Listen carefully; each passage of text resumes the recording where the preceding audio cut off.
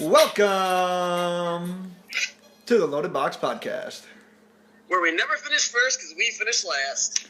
Had to play a little bit of the 305 South Beach there with DJ giving me shit all morning about the Miami Dolphins. So that's my real subtle way of putting it right in your face. I don't know how that puts anything in my face. It did, damn it. Thanks. Still garbage. What'd you say? Still garbage. Still garbage. Well, that's DJ Primo. I am Ben Morgan. Thanks again for listening to the Loaded Box Podcast. Today before I get into that, I don't want to do this, but I feel like I'm obligated to do so. I need to give out a congratulations to DJ for winning the Loaded Box first round mock draft contest. So, do you have anything you want to say here now that you've taken everyone's money? Yeah, I don't really understand the scoring that we went by. I got like 6 right, I think, and then I don't think I got one right like the last 15 picks. Right. Yeah, I agree. That was interesting. I agree. The scoring was a little jacked up. I want to do something different next year with that, but that one just seemed easier because it did everything for you. So I took the lazy way. But so congrats to that. It won't happen again. But as I was going to say, today we are going to do our NFL Draft Recap episode, and since we had the crew from Gridiron Experts on to do our mock draft, we figured we'd have them join again to do the recap. So we're once again joined by Mitchell Renz and Andrew Erickson of Gridiron Experts. Underscore. Yeah, get it in there. Gotta get that in there. Guys, how are you doing today? Yeah, I'm doing pretty good. Thanks again, for letting me join. Follow me on Twitter, Mitchell Renz 365. I write for Fantasy Footballers and Gridiron Experts, and yeah, I'm definitely excited that we could get back on. Should be fun. Yep, same here. I'm pumped. I'm ready to get going. Do this recap. I'm ready to get into some debates, some heated arguments. Oh yeah. And yeah, follow me on Twitter. I'm a Gridiron Experts writer at Andrew Erickson _. I got a question. Why you guys both look like you're about to go work out or something? Flexing on us. What the fuck's that all about? Just because we don't have dad bods and actually work out, Hey, I'm going for a run after this. All right. I've got this thing that I press against my back so that it doesn't hurt when I sit down. I thought that was a butt plug. It doubles. Doubles as a butt plug. Hey, Mitchell, I do need to ask you a question before we get started here, though. You're not wearing your T-shirt today, so I don't know how it's exactly spelled, but I have a feeling it's Jette. Is that how you spell Jets? Yeah, I know. I was laughing really hard when I saw that. I can't even believe. There were so many people that messed up when they were talking about, the picks. Like, there was one person that was like 2020, 17, and then the guy with the Jets. God, you guys have one job. You know what I mean? Yeah. My favorite of all weekend, though, is Drew Pearson. I think it was Drew Pearson going off on the Eagles fans, man. I was laughing my ass off that entire time. That was incredible. I thought that was going to end 30 seconds before it actually did, and he just kept going and going. And... I wanted to play football after I saw that. Jesus Christ. My favorite part is I just want to thank all the Eagles fans for giving me a long career. That was great. That was awesome. Yeah, with that too, they were saying that he was talking to Goodell about it, and he's like, yeah, I think I'm going to go up there, and, I'm going to get these Eagles fans riled up, and Goodell's like, go for it. If someone else is going to get booed and it's not me, yep, sign me up. Be my guest. Sign me up. Yeah, that was great. Yeah, that was definitely entertaining. Well, let's jump right into the draft, and it started out with a bang. It was pretty exciting with the Bears jumping up all the way up from number 3 to number 2. So the Bears traded with the 49ers, and I know Twitter was blowing up thinking that it was going to be Solomon Thomas, but then they made the selection of Mitch Trubisky and kind of threw a lot of people off. So I want to ask you guys, is moving up one spot and giving up what they gave up a good move or a bad move for a quarterback like Trubisky? I was going to answer your own question first since you were bitching about it. I wasn't. Was I bitching about it? Yeah, beforehand. Go ahead. Answer your own question. Oh, that kind of bitching. No, I don't want to go first on this one. You can go. Oh, okay, I'll go. What was the question? This is the one you were hyped up for. It's Mitch Trubisky. Was it a good or a bad move by the Bears? I think. Well, I mean, that's to be determined, right? So you don't know how good Mr. Trubisky's actually going to be. I know most people, Bears fans, were upset. I thought they were moving up to take Jamal Adams, actually. I mean, he was probably maybe the best player in the draft. But I can't get overly excited about San Francisco's picks either because, number one, they don't have a quarterback. Who's their quarterback? Did they address the quarterback position at all? Did you just go on your own tangent here? I thought we were talking about Mitch Trubisky and the Bears. You told me earlier in the week you had this hot take about how the Bears didn't make a mistake, how they did the right thing. I thought you were going to come with fire. I don't think that San Francisco necessarily won that trade because you don't necessarily know because they didn't get they don't have a quarterback and they're still a 4 to 6 win team in my opinion. So they haven't addressed the most important position yet, and now everybody's talking like they're winners because they drafted Solomon freaking Thomas. Give me a break. So in your mind, the Bears won the trade because they got the quarterback? Not necessarily. I just don't think that San Francisco dominated it. Okay. As everybody else says. I think Cleveland had a better draft. Yeah. Well, I love what they did. Besides Jabril Peppers, I know you guys are higher on him. I would like to see them go quarterback instead of Peppers, but with Garrett and Njoku, even Deshaun Kaiser, I like a lot of what they did there. Jeez, man. So they're trending in the right direction. I really like the Browns draft. Did you look at today's agenda? We're going to talk about the 49ers. We're going to talk about the Browns. Why you got to keep popping around? You said, does any team compete with San Francisco for winners of the first round? That's our first topic, right? You are high. Mitchell, why don't you talk about Mitch Trubisky and the Bears since you share a name with him? Oh, wait, I'm on to the lower one. Sorry. Gosh. Well, I don't know. I mean, I'll definitely say that the one thing that I heard from a lot of people was that Mitch Trubisky was the most, pro-style, NFL-ready quarterback out of the draft. And I don't really like when people use that lingo because, I'm sorry, no quarterback coming into the NFL is ever pro-ready. I guess what I like to use is, when someone says, before they have kids, oh, I'm ready to have kids. No, you're not. You've never had kids. You don't know what it's like. I mean, and I'm sure, DJ, you can testify to that. I mean, but I don't know. I definitely think the 49ers won that. They got Solomon Thomas and they got Reuben Foster. I think Reuben Foster, we'll talk about him later because it goes along with one of our points and I actually read the agenda.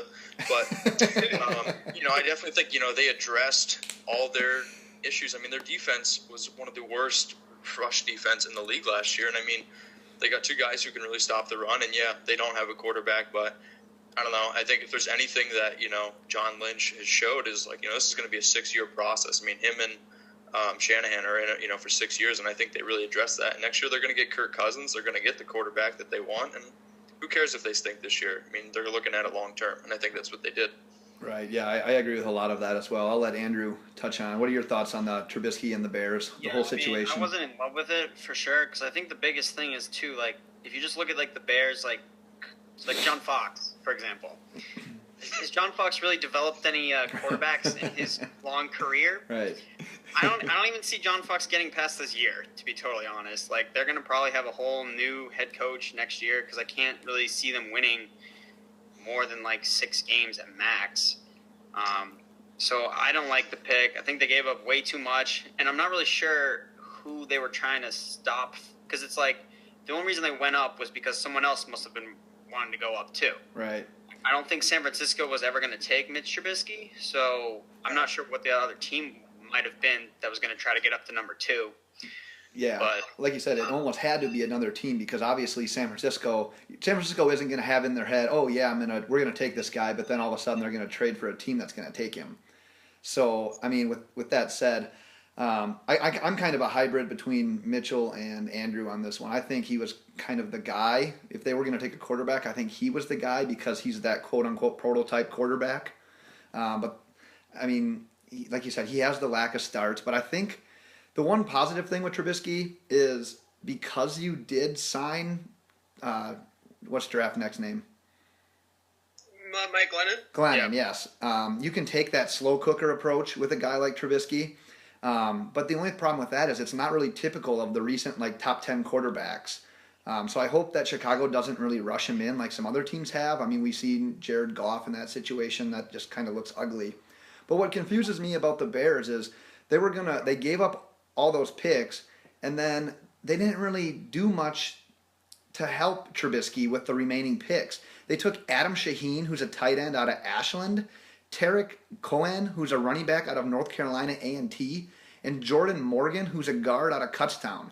Like, why didn't you, if you're going to get a quarterback and you're probably going to throw him in sooner than you hope, wouldn't you want to surround him with some people that are actually competent? Like, that's what really confused me about the pick. Yeah, so getting back on topic, now that I understand. Thank you. That's one of my big points. I don't mind Trubisky necessarily, but they had 5 picks and 22 positions to address, and they only addressed one of them. Like, right. They overall had an awful draft. I mean, you can't when your team's as bad as Chicago, you need to find a way to get more than 5 picks in this draft, and they didn't do that. They're just between the guys that you named right there, it's awful. They're not getting any better this year. No. And you mentioned Jared Goff. It seems like they could kind of do something with Trubisky. Like they have Sanchez. Is he even going to be active the whole season this year?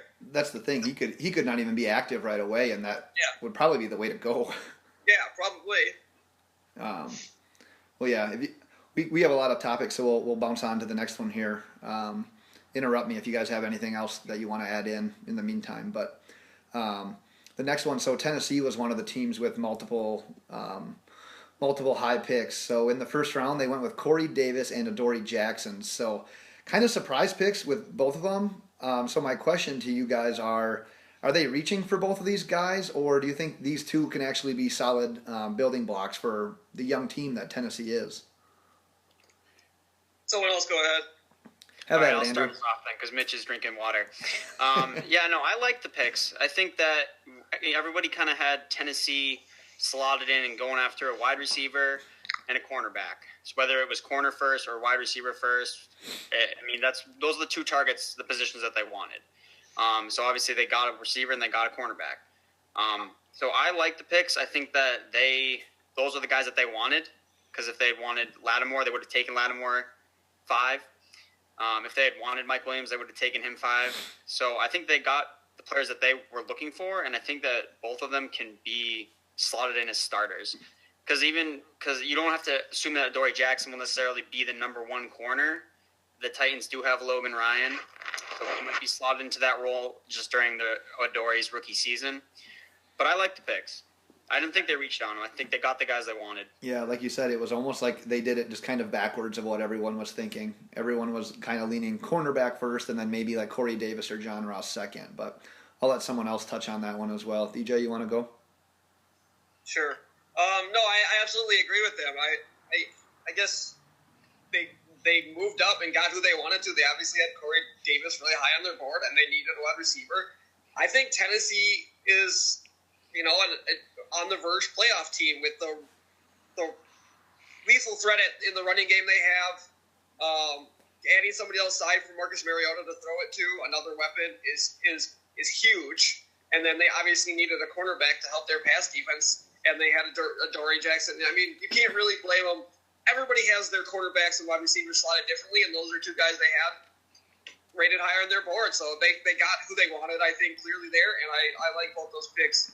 And even their third round wide receiver, Tavon Taylor. So they're giving options to Mariota here. So I like it a lot. I like Tennessee. I like that team. I think they're in a division that they can easily take, and they're trying to take it. Yeah, I was surprised personally when Davis went number 5. But if you look a couple picks later, the Chargers took Mike Williams at 7. So, I mean, the Chargers might have had Davis higher as well. So you basically had to take him there with the San Diego taking a receiver as well.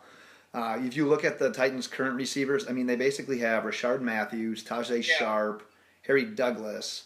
So I really don't think it's going to take long for Davis to climb that depth chart, and he'll become the number 1 guy. And I think we're going to end up probably talking about this in an upcoming fantasy football episode that's going to be focused more around rookies. But I think Davis is going to be one of my top rookies that's going to be drafted this year. I really like Corey Davis. I can't say too much about him. Like, I could talk all day about him. I really like him. I think he's that guy that checks all the boxes.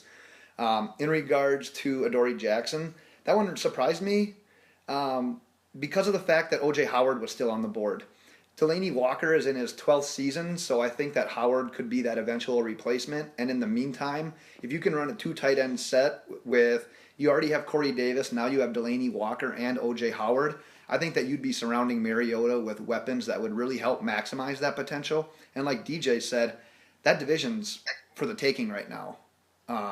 Texans have that great defense, and they're the reigning champs, but gosh, they didn't look all that deserving when it was all said and done.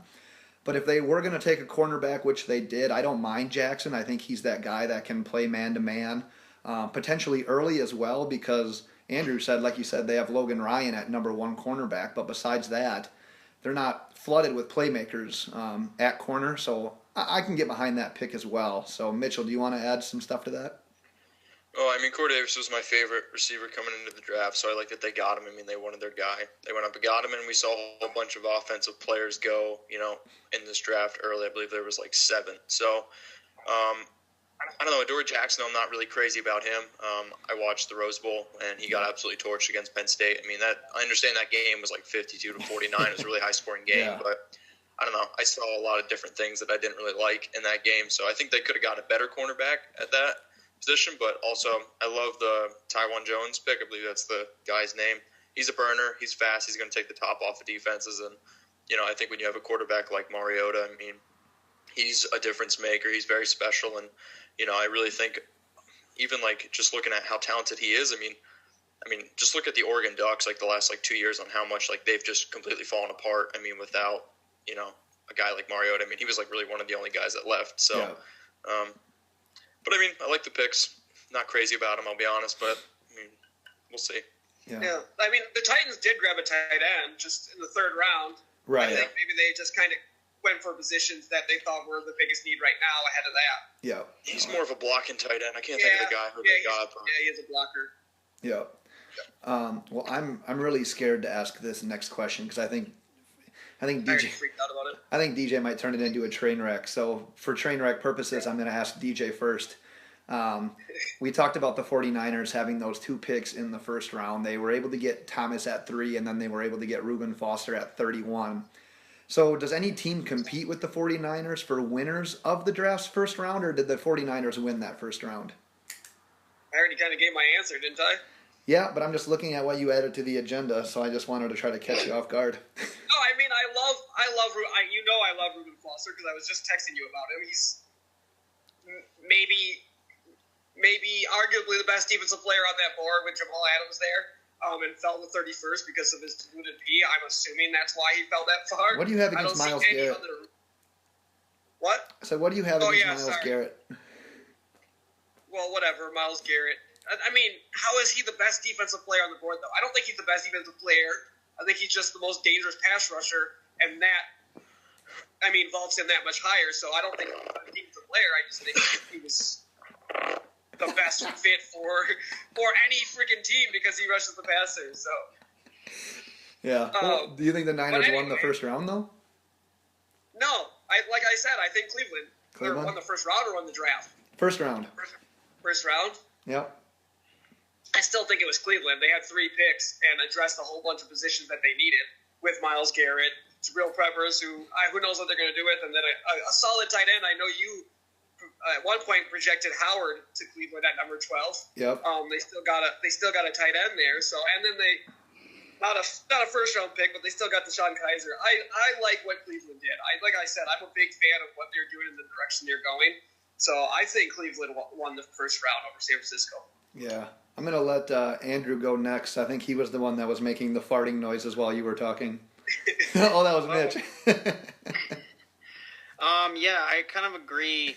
I was looking at Cleveland, too, as someone that I thought kind of competed. I honestly, after I thought about it a little bit more, though, I hated the Peppers pick, though. I think they could have done something a lot better.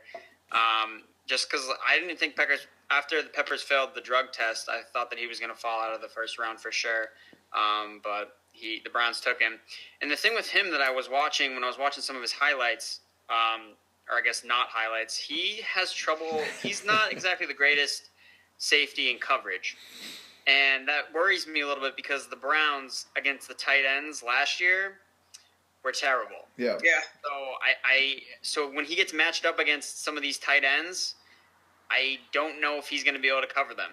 So I think I don't know if really that's a great fit. And the thing with the Browns is they have all these athletic players. So you got Jamie Collins in the middle. Now you got Peppers.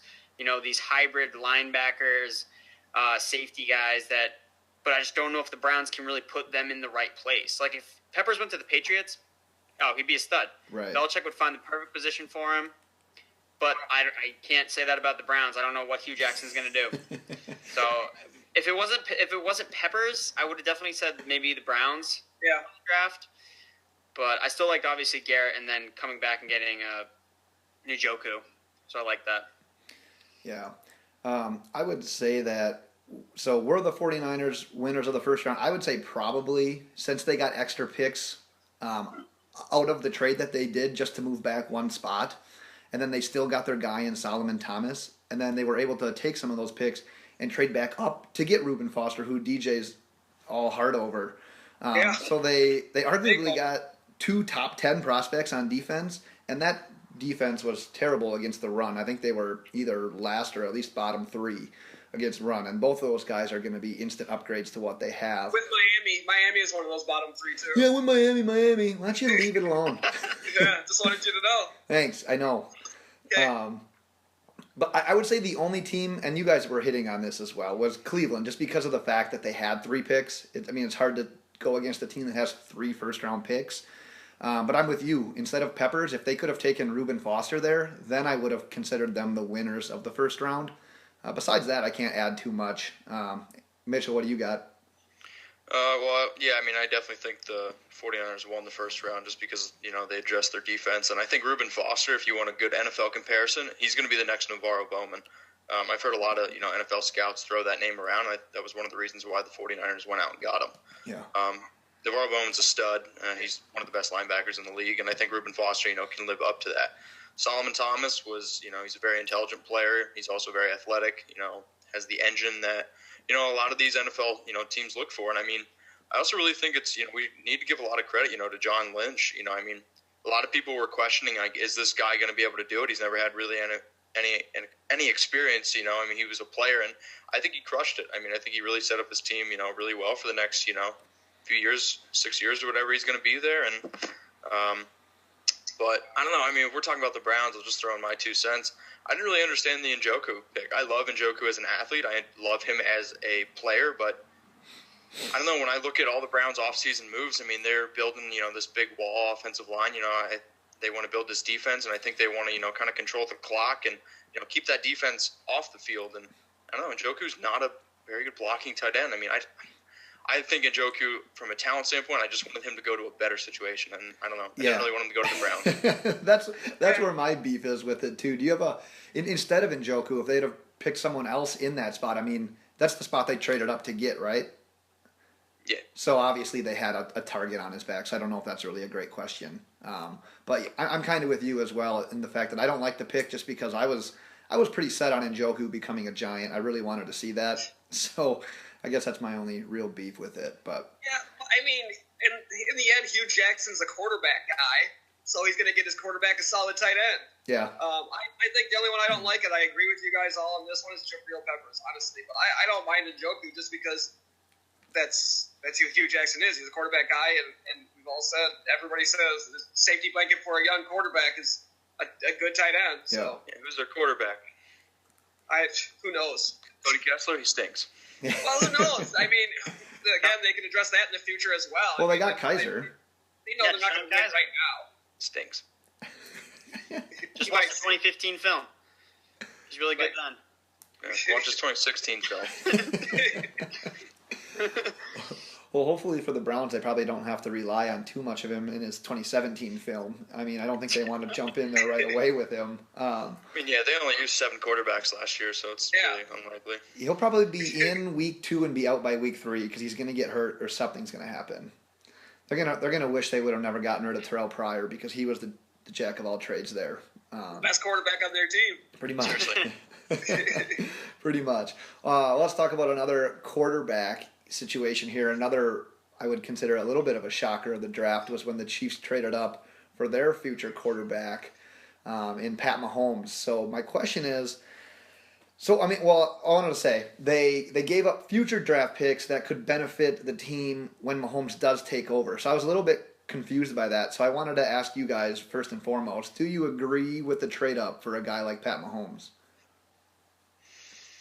I guess I'll kick this one off. I mean, I don't know. I mean, I think they really struggle a lot of times. These teams, they give up so much for these quarterbacks, you know what I mean?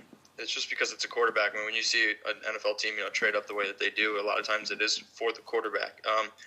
I will say, though, I think it tells a lot about, what Andy Reid and the Chiefs, are kind of thinking about doing. I mean, Patrick Mahomes is the complete opposite of Alex Smith. I mean, here's a guy who has, I would argue, probably the most arm talent maybe the NFL has ever seen coming out of the draft. And I know that's a really, really far stretch, but, I mean, here's a guy who can throw a football. I saw it on television. He did it on ESPN. Television? Football 60. I'm sorry. What? I'm sorry. You said television. Jesus Christ. On TV. All right. Thank you. Sorry. Are you sitting on the Davenport right now? 62 miles an hour. The NFL record at the combine is 60. So I mean, he has a big arm, and I watched a video the other day on the internet, if you guys know what that is. That's better. Where he threw the ball 78 yards. Yep. And I mean, in the air. I mean, this guy's a big arm. His footwork's a little inconsistent, but I mean, I think upside-wise, I mean, he definitely has it. And Andy Reid has proven that he can work with quarterbacks. So we'll see. I like the pick. I think he has a lot of upside, but we'll see. Yeah. Go ahead. All right, yeah, I like the move too. I think that the Chiefs are kind of coming to the realization that they're not going to win a Super Bowl with Alex Smith. I remember talking about this on the mock draft when we were talking about, I think Mitch had Deshaun Watson going to the Chiefs, and I just think that it kind of reminds me about what John Harbaugh did back when Alex Smith was on the 49ers. He kind of realized that Alex Smith wasn't going to win them a Super Bowl. So Right. Even when Alex Smith became healthy again, he was sticking with Kaepernick because Kaepernick had a higher upside. Yeah. Kaepernick can make explosive plays. And they've been in a position, they've had a bye, I believe, both the past 2 seasons for the postseason. And it's like, how can you not, get to the conference championship game? Yeah. It's because of Alex Smith. They can't keep up with the high-powered offenses. Alex Smith can't get it done. And it's like, throw this kid in there. Yeah, he's going to throw some picks, but he's going to throw some long touchdowns. And Alex Smith just doesn't have that explosiveness to him. Right. They were basically saying he's like the having this pick is basically like the opposite Alex Smith. So I think they wanted to change it up and shock the system a little bit. This is the pick. And like Mitchell said, I was with the Chiefs taking a quarterback in round 1, if you remember from that mock draft episode that we did. But I don't agree with the way they did this, and that being trading up. Because I just look at this year's Rams draft after they traded up to just frickin' get Goff, and look at the type of the players the Rams got. I mean, are those the kind of the people you want to surround a quarterback with?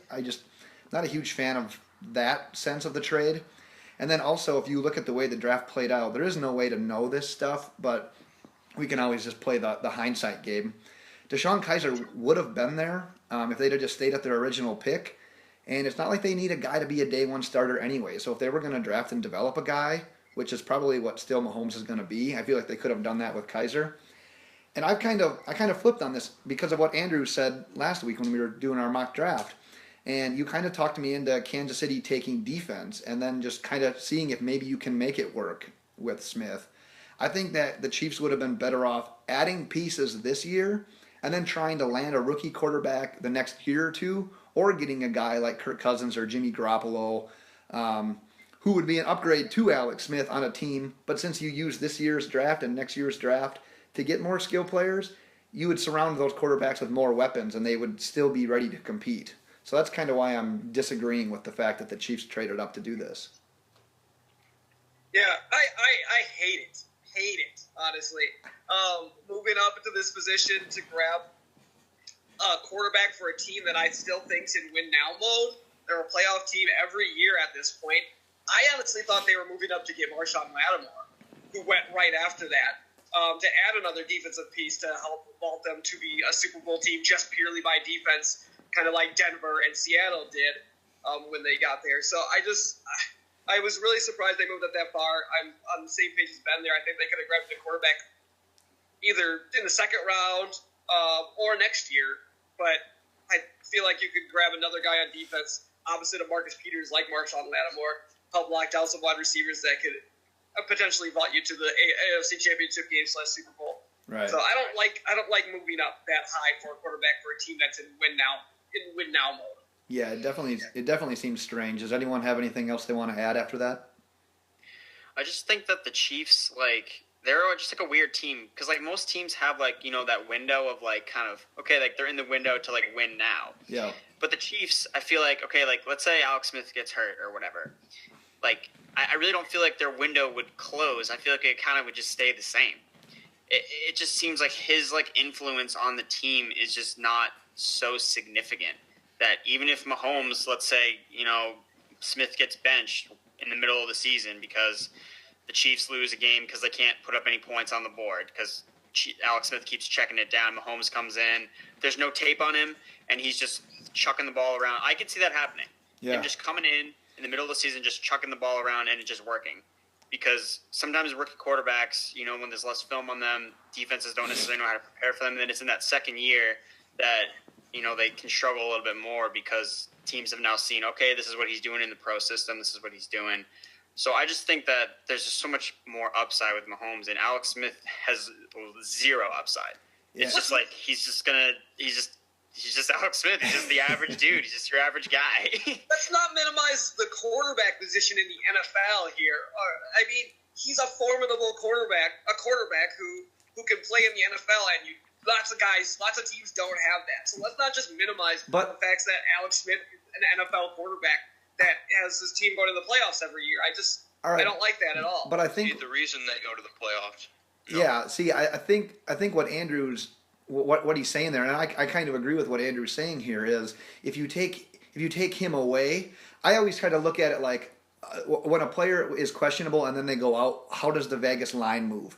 Most players don't move the line more than a point or two. Quarterback would be that position, but if you look at all the quarterbacks in the NFL, and if the Chiefs were favored by 7 in a game and then Alex Smith came out, he's going to be one of the teams that the line would drop the least because it's Alex Smith, and the person behind him is going to do the same thing. He doesn't turn the ball over. He throws for like 150 yards a game. Yeah, but still, he doesn't turn it over, so he's not losing games for you.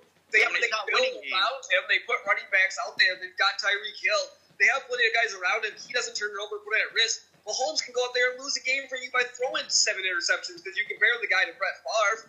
I think we're minimizing Alex Smith too much, and I don't like it. Ooh. Yeah, I don't. I think it's dumb. Quarterback's too important.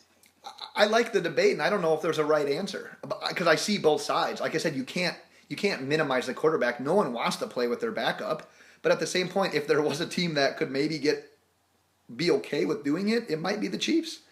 Well, then go get A.J. McCarron then. No, because he's Alex Smith. He doesn't have the upside of Patrick Mahomes. Right. Mahomes has a big-time arm. He's going to make teams respect the fact that he can throw it deep, which is going to open up things for Tyreek Hill. It's going to open up things for that running game. It's going to open up things for Travis Kelce. It all ties together. If you can just stack the box because Alex Smith, can only throw it 20 yards, it just really limits. If that was the answer, then why isn't everybody doing that? And why are they winning 10 games in a row? Because their defense is amazing. They have an amazing defense, and they lean on their defense, and they lean on their running game. But I'm not saying Alex Smith is he can control a game, but he's not going to go out and win it for you. And at the end of the day, not leading the league in receiving yards every year either. So I just want to interject that I loved it that DJ and Andrew were having this nice back and forth debate. And Mitchell's all relaxed, eating ice cream, and he just interjects all peacefully. It was that damn ice cream. Today would have been a made-for-YouTube episode. I'll tell you what, I could literally brush my teeth with this Halo Top ice cream. Please get video, and please get video. We'll post that with the link this week. You got it. Well, let's move on before DJ drives over to the East Coast and starts knocking on your door in defense of Alex Smith. I bet they're going to be real scared when I knock on their door. Yeah, we're a gated community. You can't even get in, DJ. Yeah, they don't let black people in that shit. Yeah, if you bring ice cream, you'll be fine. Well, let's stick with the quarterback debate because this is probably going to get heated. How long before Deshaun Watson starts in Houston? I'll let anyone who wants to interject start with this one. All right, I'll start us off then. Here we go. I'll give you an exact time that he's going to start. Nice. Week 3, second half against the Patriots. Ooh. The Texans are going to be down. It's going to be like 28-0. Tom Savage has thrown already 3 interceptions. And Bill O'Brien's like, I cannot let Bill Belichick embarrass me again. He's throwing Deshaun Watson in there. Nice. That's what I'm going with. That's specific. I like that. That's really specific. DJ? Wow. Shit, I have no idea. Week 4, he says. Like Tom Savage, like they don't actually want us to believe that they like Tom Savage. I'm not buying it. So Right. maybe he's starting week 1. I can see him starting week 1. I wouldn't be surprised if he comes out as the starter week 1. All right.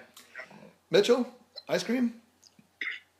Well, I mean, if there's anything, I don't know, I think we've learned from the Texans is they're not really good at judging quarterback talent. I mean, anybody that gives Brock Osweiler the contract that he did, I think it's amazing that people have NFL jobs and they're stupid enough to do that. But Right. I don't know. I mean, I think Watson's going to be the big name. People are going to want to see something, that they haven't seen before. And I mean, I'm not totally crazy about Watson. I mean, I think he has probably one of the weakest arms in the draft. And, I don't know. I think he benefited greatly from a very good, Clemson team and great Clemson offensive line. And people say he's a winner, yeah, but I mean, I don't know. Alex Smith's the winner, whatever. Oh, geez. Johnny Manziel and Tim Tebow were winners. So. Tim Tebow's still a winner. You see that run he's on right now? He's batting like 450 the last couple weeks. Move on. Back to the Texans. I sort of think Watson is going to be kind of the equivalent of this year's Carson Wentz in regards to Wentz was going to be that number 2-3 quarterback to begin the year, and then all of a sudden they traded Bradford, and then bam, Wentz was the guy. I just think that they're going to start with Watson on the depth chart like at number 2 or 3, and he's quickly going to move up. So I don't think they're going to name him starter right away, but I think he does have that chance to be the week 1 guy. Kind of just touching on the Texans draft a little bit here. They took Deontay Foreman, and matching him with Lamar Miller, I think that combo can help take the pressure off of a guy like Watson. And even though the fact you guys talked about Tom Savage, I mean, he's been around a couple of years, but I'm not sure that you can convince me that the Texans, with Savage and his little experience, is going to be better than Watson as a rookie. So if I'm the Texans, I'm gonna go all in on Watson. I mean, you took him that high, go ahead, use him. I don't think he's kind of like that Alex Smith situation, like you said. What's that point spread in Vegas going to be when Savage is playing compared to Watson? In my mind, that doesn't move the line. Yeah, I mean, like, if you look at just the Texans last year, they made the playoffs with the worst quarterback in the league. Yeah. So if Deshaun Watson can just play better than Brock Osweiler did, which, honestly, I don't think is necessarily, like, that bold of a statement. No. Like, Osweiler was just garbage. So if Watson can play, like, 50% better than that, like, the Texans will be in the AFC Championship game. Boom. Right. I mean, let me ask you guys a question. I mean, also, they're getting J.J. Watt back, so that'll be a huge help. But J.J. Watt. how many touchdowns did the Houston Texans score last year? 3. Like 17 or something like that. 75. How many offensive touchdowns? Yes. Probably like 80 or 100. All right, I'm leaving. DJ, I love it. I'm sorry. Yes. I had to think for a second of what you did there. They scored 25 offensive touchdowns last year, which is the lowest amount of touchdowns ever scored by a team who got a first-round bye. Or who made the playoffs. Who made the playoffs? Give a background on why we said what we said. I don't want to. I think it's funnier this way. It's funnier this way? Okay. It worked. Yeah, it took me a second to let it Bad down. radio. Inside joke here. It's not going to go well.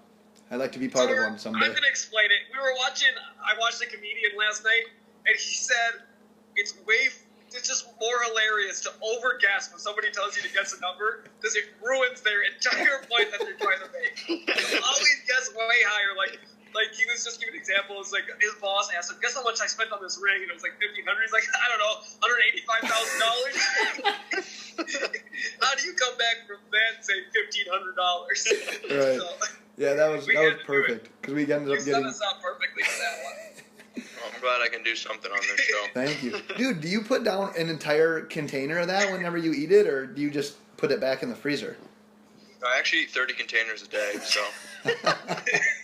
Nice, dude. It looks good. It's like a serving size kind of container, so it's not like you're piling down like a gallon of it. Yeah, no, I think there's like 54 servings in 1 pint, so. Nice. Dude. What flavor you got? Ice cream. No, what flavor? No, I know, I heard you. Next question. Ice cream. What was our question that we were on? We were just talking about Watson. Let's move on to the next one. We're done with him, right? Yeah, we're done with him. Steal of the first round. Is it Malik Hooker to the Colts or O.J. Howard to the Bucks? I'll answer right away. I think it's, if I have to choose between these two, I'm going to go with Howard because obviously Hooker's injury concerns is probably why he dropped there. And when Howard got to the Buccaneers, I actually had that projected. Yeah, you did. Howard going to the Buccaneers. But that was just lucky. I can't believe he dropped that far. Right. So they almost had to take him. Jameis is getting better every year, and now he's just getting another weapon. And the fact that he's a good run blocker as well. I mean, he's a steal, but is Reuben Foster at 31 not an option? Because I think it was him. Yeah, I that's why I only put 2 people in there. I wanted to let people interject with things. So, yeah, I can get behind that, too. That's why steal. Okay. Andrew? I kind of wanted to throw in Marshawn Lattimore, too. I think that the Saints got a good value for him at 11. I don't think they thought he was going to be there at 11. So I liked Marshawn Lattimore, but I would definitely go with O.J. Howard, too, as the best steal in the draft. Yeah.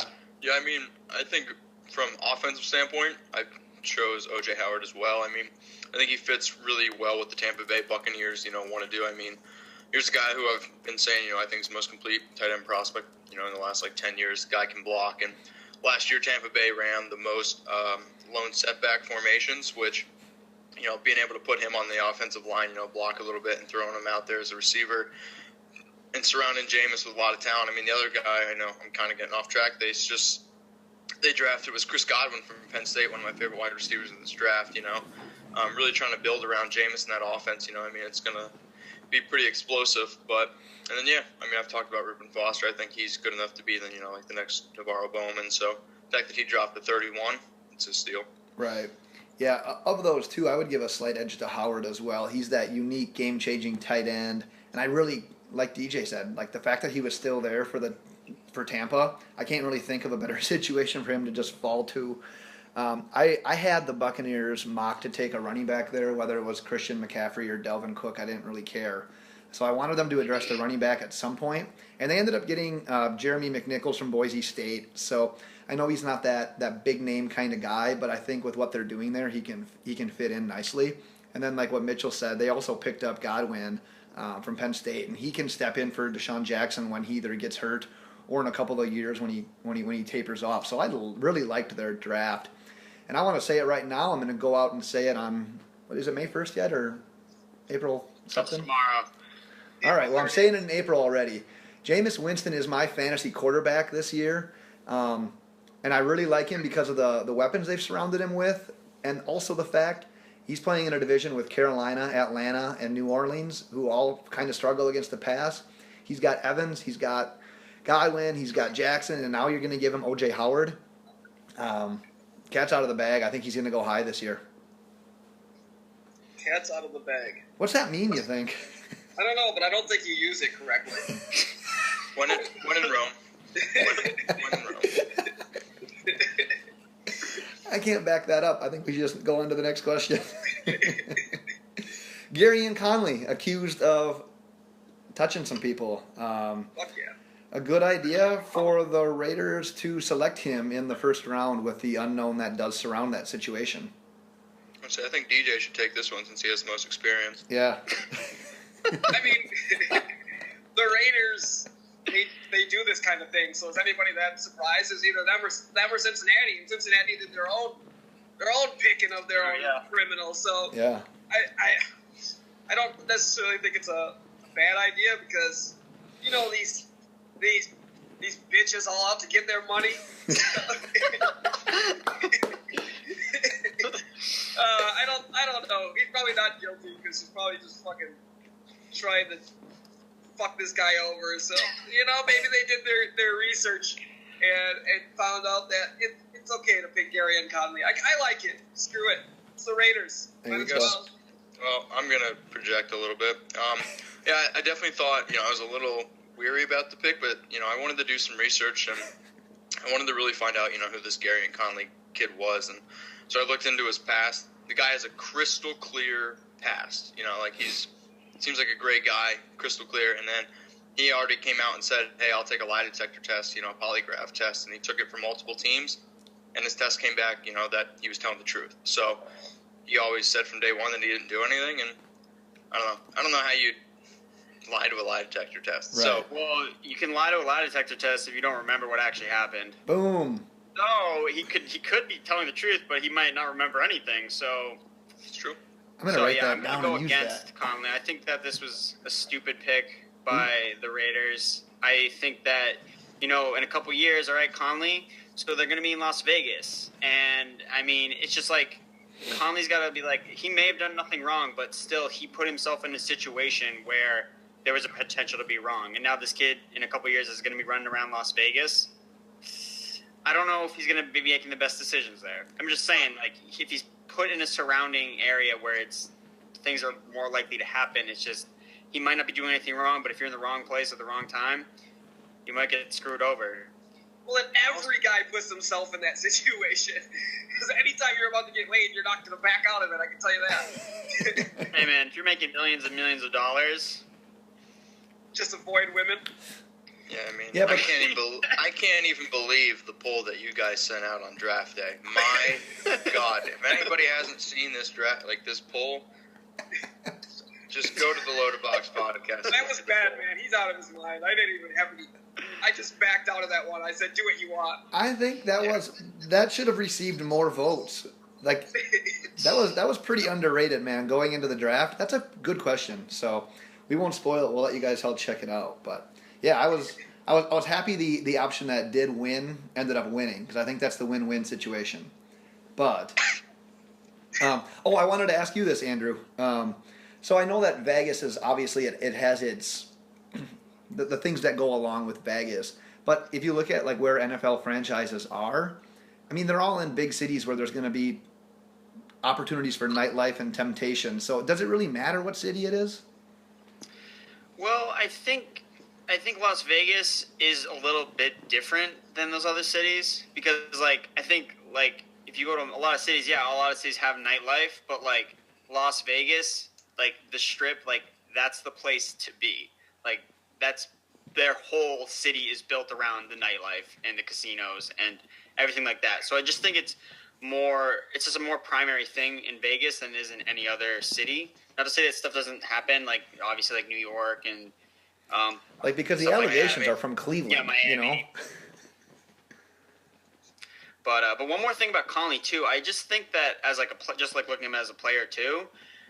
If you look, so 3 Ohio State defensive backs went in the first round, and one of them, I just don't trust that they are all shut down, because when you have 3 defensive backs, it's one of them is definitely just kind of playing off of the other 2.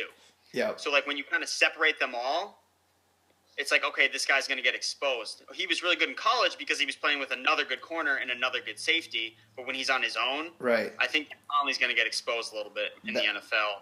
That's exactly what I asked. We had Elliot Christ on to discuss defensive backs in the NFL draft prior to the draft, obviously. And he had Conley as his number 2 guy. And I was kind of shocked.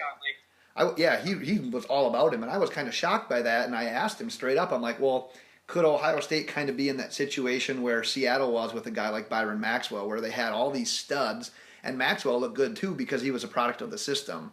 So he understood where I was coming from on that, but yeah, he was still super high on Conley. But I'm kind of with you on that one, Andrew. Look at the defensive players they've turned out the last couple of years, and now the secondary players that they have this year.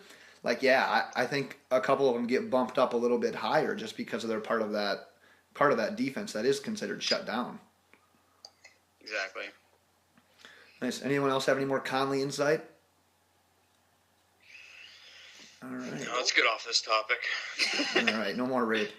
So this one's up to you guys. What was the who or what was the surprise of the draft, or a surprise pick, or something that happened during the draft that surprised you, besides a former Jet not being able to spell Jets? I'll let you go, Mitchell. What's up? I'll let you kick this one off. All right. Well, I mean, since I think we've been talking about the first round, the majority, I'll stick with it. Yeah, I think the New York Giants taking Evan Ingram in the first round to me was kind of a head-scratching move. I didn't really get it.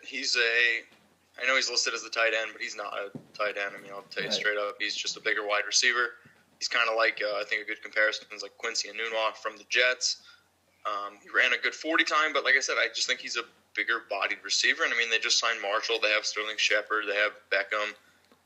Here's a team, though. I think the Giants might throw the ball more than any team in the league this year. I mean, they have more pass-catching running backs than you can even try to agree justifiable. And now they have all these, receivers, and they ran the most 3 wide sets last year, I believe, 96%. And I don't know. I don't really get the move. They could have gone in a lot of different ways. Right. I'm with you on that, and I'll touch on that one later. I'll let one of the other two talk about their surprise quick. After you, DJ. Well, I talked about it earlier. We talked about it earlier. I think the Chiefs moving up for Mahomes at number 10 was my biggest surprise. Going to get a quarterback, I think, with the situation that they're in, being playoff ready, I thought they would address a different position when I saw them move up. So Mahomes was my biggest surprise there at the Chiefs. And I don't think I need to go much more into that since I already did. Yeah. Andrew? Yeah, I would just say, I was kind of surprised that, I was happy that the Browns were able to kind of, stop themselves from taking a quarterback in the first round. Right.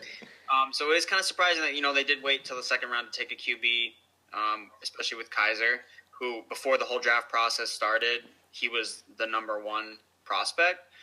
So I just think that's pretty interesting that they did that. And then just Peppers to the Browns. I was really surprised with that. I thought the Browns were going to do something a lot better, and I was kind of disappointed when they took Peppers.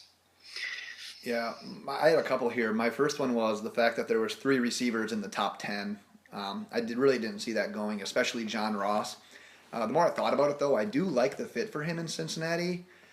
But if they were going to take him, I think that they still might have been able to trade back into the middle or into the 20s and potentially get him there. So the whole 3 receivers in the top 10 threw me off. And then also, what are the 49ers doing taking C.J. Beathard in the 3rd round? I mean, they killed it with their first 2 picks. And then really, what did they do after that? I really wasn't a big fan of the rest of their draft. And I think a lot of that stems from the idea that if you were going to address quarterback, why did you just do it right away? Why are you wasting a 3rd round pick on a guy like Beathard? Yeah, I agree. That was an awful pick. Yeah, I couldn't get behind that. So yeah, that's why I don't think they won the draft. Right. But everybody's so high on them winning the draft. Yeah, they had a good first round and made some good trades, but God, I don't think they made good picks after those first 2. Yeah, I know it's a lot to be desired there, and I don't know. Some people didn't even think Beathard was going to be drafted, and then when you use a 3rd round pick on him, that's, I don't know, a hell of a reach. Who was there still as quarterback there? There was freaking... What's his face from Tennessee? Dobbs. Oh, yeah. Who did he get drafted by? He went to Pittsburgh. He's not any good. Oh. Whoa. Yo, but he's going to play, though, because Ben Roethlisberger's going to get hurt. That's true. He's going to play. The only reason why they drafted him is because, what's his name, Shazier looks just the way he does. He does. I didn't think about that. They could go as each other during Halloween. Absolutely. Exactly. Nice. Well, who do you guys think had the best draft? And then on the other side of that, who do you think had the worst draft? All right, I'll kick it off. So I'll start it off best draft, but I did mine kind of from like a fantasy football standpoint. I really liked, the moves. The teams, I think the Bengals made a lot of good moves. Joe Mixon was probably my favorite running back in the draft just from a talent standpoint. So I think, having the balls to, take him. And then John Ross, too. He's a field stretcher. I think that adds a lot for Andy Dalton. The Tampa Bay Buccaneers, with Godwin and O.J. Howard, I really like that. And then the Chargers taking Mike Williams at the 7th. I didn't really understand. They have a lot of other glaring needs from a football perspective, but for a fantasy football perspective, given Phillip Rivers another weapon like Mike Williams, and they drafted, Feeney, who's a good offensive lineman, plus, Forrest Lamp, who is compared to Zach Martin as an offensive lineman. Really kind of building that foundation around Phillip Rivers, who every single year is underappreciated. And last year, he had a completely depleted wide receiver core, led the league in interceptions, and still finished as a top 12 quarterback. Right. So here's a team that likes to throw it, go into a new city, and I like that. Worst draft for me was the Bears. I didn't really understand a lot of their picks. The only pick that I did like, who I think they could have waited on, was Adam Shaheen. I did a lot of research on Shaheen out of Ashland. Big dude, 6'7", 280 pounds. He's actually bigger than Rob Gronkowski. At the Combine, absolutely killed it. He kind of finished at, middle of the pack at the Combine with the agility drills. But for how big he is, I think that really just kind of highlights, how athletically gifted he is. Was the number 1 bench presser at tight end. He's very strong. And D2 has the record for most touchdowns in a season, most receptions in a season. And go watch his tape. He looks like he's playing against high school kids. He's just that much bigger than everyone else. And, he's that good. When you see a guy from D2 leave early, that doesn't happen. No. Plus, the fact that he got drafted in the second round just shows, I think how much upside that this guy has. And the only down thing I think you could say about him is he runs a little robotic. He kind of runs like, he's got that green thing you got up his butt. So, besides that, so I don't know. I didn't really like a lot of and Mitchell Trubisky, second round, I think, or second pick. I think they gave up way too much for him. So yeah, DJ, your best and worst. Yeah, I wanted to mention, you mentioned Mike Williams. Does anybody fit better in this draft than Mike Williams to the Chargers? I thought that was an amazing pick. I love that one. But outside of that, my best draft was, again, I'm beating a dead horse here, but it was the Browns, I think, had the best draft here. They addressed plenty of positions with their picks, got a lot of picks. I like what they're doing. And then I'm just repeating the same thing. The Bears had the worst draft. So, they had 5 freaking picks. With a garbage team. They didn't improve to me at all. So, yeah. Andrew? All right, so my best and worst, so I'll put a little spin on this. So one of the best drafts, I think, was actually by a team that traded most of their draft picks, the Patriots. I swear to God, if you say the Patriots. Acquired Brandon Cooks, Coney Ely, Mike Gillislee, a bunch of guys that are going to be productive starters involved in the offense and the defense. And it's you might as well take a guy, a couple years in the league instead of just getting an unknown rookie. So I'm just saying the Patriots had a good draft. Brandon Cooks as their number 1 pick, 23 years old. I don't know if I can argue with that. The headset is off for Mitchell. He's had enough of you. They drafted depth at the defensive end and offensive line positions. So I think, I like the Patriots. They had 4 fucking picks. One less than the Bears. One less than the Bears. But, so I like the Patriots, and then a team I did not like. The team I did not like was the Rams. So we can all agree that the Rams' best player is Todd Gurley, right? Correct? Yeah. Aaron Donald, I think. Okay, offensively. Offensively it's Gurley. Yeah, the Rams didn't draft any offensive linemen. Right. They drafted a tight end, and with their pick in the second round because they didn't have a first round pick. And I just was kind of looking it over, just figured they probably drafted a lineman somewhere in here, just try to do something with the O-line to help Todd Gurley get some hole, and they didn't draft any offensive linemen. So that just kind of, I don't know. I understand the class wasn't super deep, but still, you got to have depth. You got to, try different things, get more players in, and they just didn't draft any O-linemen. So I just thought that was kind of weird that the Rams did that, and it just nobody really stood out for me either, just looking at the picks that they had. So the Rams kind of disappointed me, and it's hard because you want a guy like Todd Gurley, especially in fantasy. He's a good running back, and you want him to be able to produce because he gets all the touches. He's the bell cow, but his situation is just shit. Right. It does not look like he's going to get any space again. No, exactly, and that kind of echoes what I was saying. When you trade all these picks away for your franchise quarterback, so now they have Goff, who they want to believe is their guy. But you see by looking at their draft, what are they going to surround him with now? There's they handicapped themselves by doing that. So I'm with you on that one. The teams that I'm considering for my best would be the Bengals, the Browns. I really like the Cowboys, the Colts, the Chargers, the Dolphins, the Redskins. I'm not going to go into it because I don't want this to be a 2-hour-long podcast. But I guess if I had to give it to someone, I would say the Bengals. Getting a speedster like John Ross, getting a playmaker in Joe Mixon, getting a guy in the third round that can come around the edge like Jordan Willis, and then pairing him with Carl Lawson as well. That's quite the haul, both offensively and defensively. So I'm going to give the Bengals the edge for the best draft. And for the worst, I figured that most people would say the Bears, so I went a little different route and went with the Giants. And the reason why I don't like the Giants is kind of like what Mitchell was saying. I'm not as high on Evan Ingram as a tight end because a lot of people think he's going to end up being lined up outside. And you already have a guy like Marshall. I would have preferred them to end up with a guy like Njoku there. I do like the Dalvin Tomlinson pick, but taking Davis Webb in the third, I don't understand that at all. I like the idea of having a guy behind Eli for when he's done, but Davis Webb is not that guy. And the Giants throughout by not getting a quarterback in the first round, they were looking like, they're in win now mode. So if you're going to do that, go all in on that. Don't waste the third rounder on a guy like Davis Webb. Yeah, I want to start over. I want to say the Green Bay Packers were the best draft.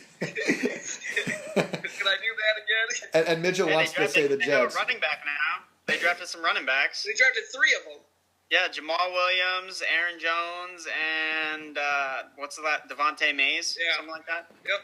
Yeah. I like Williams. I think Williams is a pretty good running back. I did a little report on him at a BYU. I like that they got Malachi Dupree in the 7th round as their last pick. Yeah, he's actually, the Mays is like, if he got hurt in college, but he was really good before he got injured, which is why he went so late. And he can have Aaron Rodgers as his quarterback. So. Exactly. Alt him, so. He's massive. He's a big back. Yeah. Yep. Nice. Well, do you guys have any other topics or things you want to hit on before the draft, or should we wrap her up? Well, I had a question for you guys about Mixon, because it seemed like Mitch and Ben, you guys seem to like the Bengals drafting him, and I just want to get your opinion on. So, like, you throw Mixon in a locker room with Pac-Man Jones, Vontaze Burfict, guys that I would say aren't super great leaders and have a lot of off-the-field issues, have discipline issues. Like, where are the leaders in the locker room for the Bengals? Like, who is going to grab Joe Mixon and be like, this is how you be a professional? I don't see it in the Bengals. I don't see it. Marvin Lewis lets his team run crazy. They've dumb penalties. They lost that playoff game because of penalties. They literally lost the game because of penalties, because they were undisciplined. I think it's a terrible fit for him locker room-wise, and I think that it's going to fail him because no one's going to teach him how to be a pro. I just want to get your guys' thoughts on that. I think. Oh, go ahead, Mitchell. No, go for it. You started. Go. I was just going to say that I agree with that. I don't know that there is that presence in the locker room. I don't think Andy Dalton's that guy. I've watched him give a pep talk speech before, and it was borderline. You just started laughing at it, and I think some of the players did. It was that pathetic. But I'll just say it from the Dolphins' perspective. They've been going the way of more of the safe pick. They haven't been taking these guys with as many questionable character concerns, and I understand that. But at the end of the day, it's the NFL. A lot of these guys, the reason they went to college is because of their athletic ability, not because of their intelligence. You're not getting, in a lot of cases, the smartest people in the world with these guys. I'm not trying to be mean or anything. That's just the reality of it. So you're gonna it's kind of racist. You're gonna get these people, and you can't. At the end of the day, I don't think you can be scared just because of, well, I don't want this guy in the situation. We can't take him. If it's a talent like Mixon, I think you just have to. You got to roll the dice. You got to give him a chance and see if he can overcome his own personal hurdles and flourish in the system the way they want him to. Yeah, I think try to be less racist than me, Mitchell. Yeah, well, that's not going to be hard.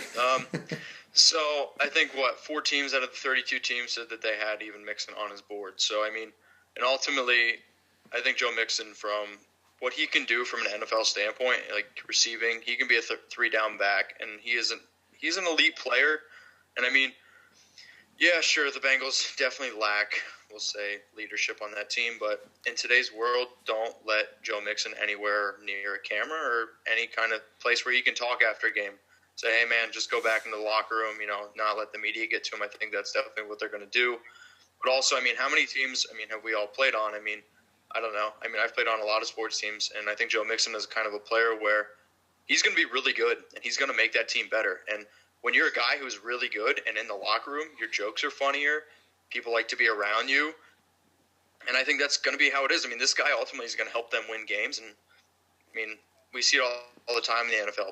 Yeah, like these guys get ridiculed, before the draft and ripped apart, but when it comes to the actual games and, they're putting up points and they're winning less fantasy games, and when in real life games, fans, people, they tend to forget about it, and I'm not saying that's the way it should be, but if you're really good in the NFL, people are going to find a place for you, and people are going to forget about your past. And I think Joe Mixon has a talent, where he can do it, and we'll see. It's hard to root for guys like that, especially I can't even believe they showed the video on the draft. Yeah. I couldn't even believe they did that. But, then again, it's at the end of the day, it's a business, and Joe Mixon is a great football player. So, right. Yeah, in all seriousness, we don't know Joe Mixon as a person. And this was 3 to 4 years ago, so maybe he has learned from his mistakes. Maybe he's a good guy. You're 18 years old. You're not very smart. And you've got somebody yelling obscenities in your face. You can snap as a person, as a human being. Yeah. At any minute. I don't care whether it's a guy or a girl. I've literally pushed a person down the stairs, down the bleachers, for getting in my face and calling me the N-word. And I'm dead serious. So, and I think I'm a good person. It's just you're seeing red sometimes at certain points. So you don't know who he actually is, how he is. He knows that this is how he's going to be judged the rest of his life. Maybe it's something he's actually learned from at this point. And that's a good point. I think we can all agree. I'm not the same person who I was when I was 18. Don't get me wrong. I don't ever think I would ever be the person that did what he did. And, but at the end of the day, we all grow up a little bit. And, hopefully, here's a kid who's learned from it. And, only time will tell. So. Yeah, I think DJ has got a good background with the whole thing. Just to give you guys a little background, I was the best man in DJ's wedding. But at a different wedding, DJ punched me in the face at a wedding. So he's not scared to hit people. I did. I punched him in the face. Right down. Back to something about your face where I can see that's reasonable. All right, let's wrap this up. Well, thanks everyone once again for listening to the Loaded Box podcast. As Mitchell said, make sure you look back at our Twitter feed so you can see the coolest poll that was related to the NFL draft. If you haven't yet, make sure that you subscribe on iTunes, leave a rating and a review, and subscribe there. Thanks again to both Andrew and Mitchell for joining us. If you haven't yet, make sure that you're following them on Twitter and checking out their work. Congrats once again to DJ and his fluky win with the NFL Draft Contest. And that's all I've got. So thanks for listening, and have a good day. Bye. Adios.